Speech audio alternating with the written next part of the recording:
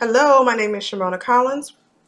I'm in your English 3302 class, and I'm coming to you with a detailed description video on crocheting. My last two videos failed to upload because I didn't really understand, but finally understood that they were actually too long. So that's why they didn't upload. But I have to go back in and minimize exactly what I was doing or trying to trim it down. It would leave out pertinent information and things like that. So I'm just going to redo it and just get it over with.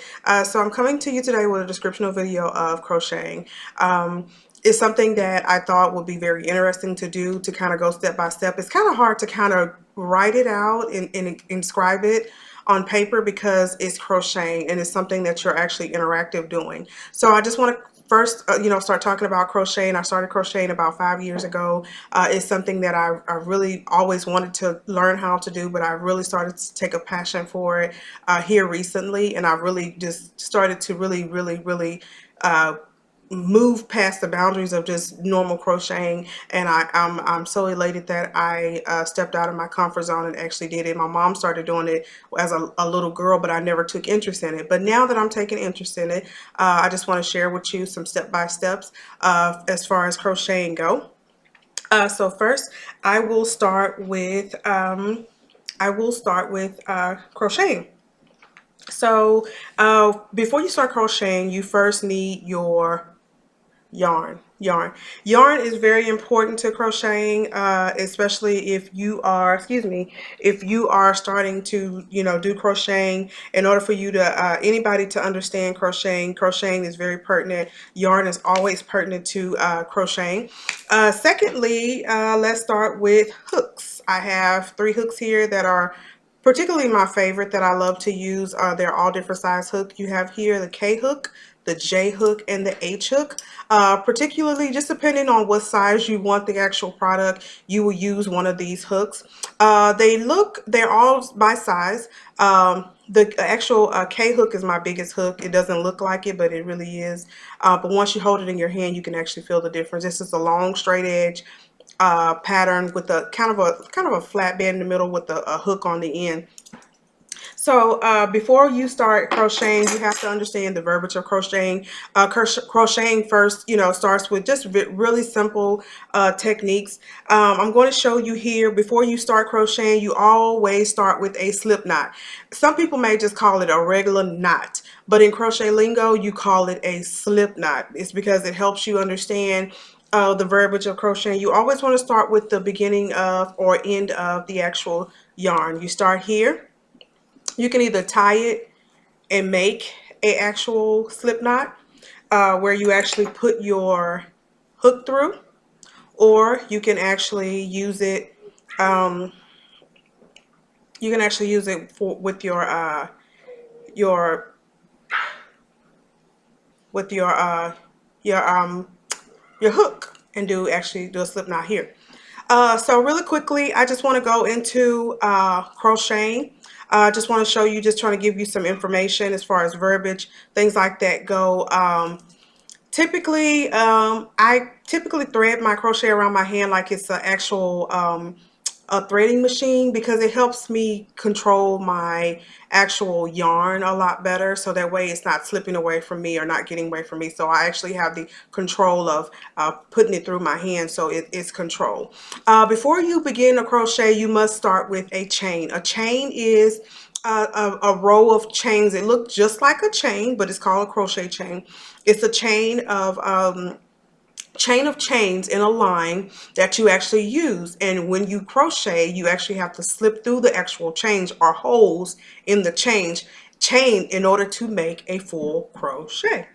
Okay, so first, this actual craft that I'm going to do is something, and I'm going to use my K hook, which is my biggest hook, so you can actually see the project a lot better. If you use a smaller hook, it will look a little bit smaller, you can't see it, but I'm going to use my K hook so that way you can see it. So I'm going to chain 10, so you can actually see 1, 2, 3, 4, 5,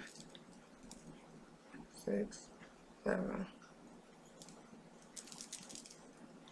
8, 9, 10. So here you just see, looks like chains, 10. I did 10. I'm gonna actually add 10 more. 11, 12, 13, 14, 15, 16, 17, 18.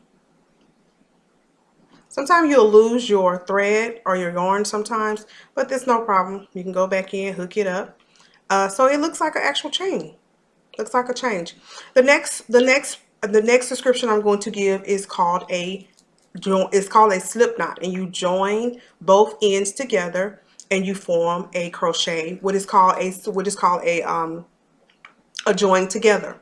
So basically, the motion is called a yarn over. Before you start any crocheting, before you go into any of the chains or the holes that are in the chains, you must yarn over. Yarn over is where you take the actual hook, you yarn over the yarn before, and you grab it with the actual hook. You grab it with the actual hook and you slip into the very, very, very, very first chain. Right now, what I'm going to do is called a crochet. You're going to take the yarn over again, bring it through the first knot. I typically like to do double crocheting because double crocheting, you can actually see the work a lot faster versus a single crocheting. So normally you will always see two patterns on the hook. I'm going to yarn over. It's a lot of yarning over in crocheting. So this is something you have to be really familiar with, especially with the verbiage of crocheting. So you yarn over, you bring through. Okay, and so I slipped it together. So all the way around, I'm going to do a double crochet, which I'm yarning over, going through the knot, going through the hole, yarn over again. You typically have 3, you yarn over again. You have 2, you yarn over again. That is called a double crochet. So I typically go all the way around the actual the circle, double crocheting. A lot of people like to do single crocheting. I like to do, me preferably, I like to do double crocheting because it's actually something that you could actually see the shape of the product take shape a lot faster versus that. So we're going to continuously go through here a few more double crochets, and we're going to go from there. And as you can see, with the J hook, since it's a lot bigger, you tend to see the product a lot faster. You tend to see exactly what you're doing a lot faster. You always, before you go into your crocheting, you always yarn over. In order for you to bring out extra yarn on top of the actual hook, you always have to yarn over. Like I'm here now, but I have to yarn over, bring it through, slip it through my knot, bring it, yarn over again, bring it through again, and I have three actual lines. I yarn over again, bring through the first 2, it's 2 again, yarn over again, bring it through the last 2. And as you can see, you start to see the crochet pattern start to take shape. Just for quick video references, I actually put together some things. I actually like to get creative with mine. I actually did a flower. I have flowers that I like to do, that I like to incorporate.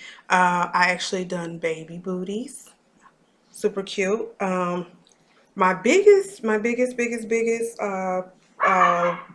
crochets are my scarves. I actually do my scarves myself.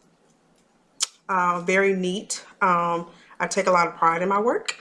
So I hope you enjoyed my crochet video. If you have any questions, please ask. Thank you.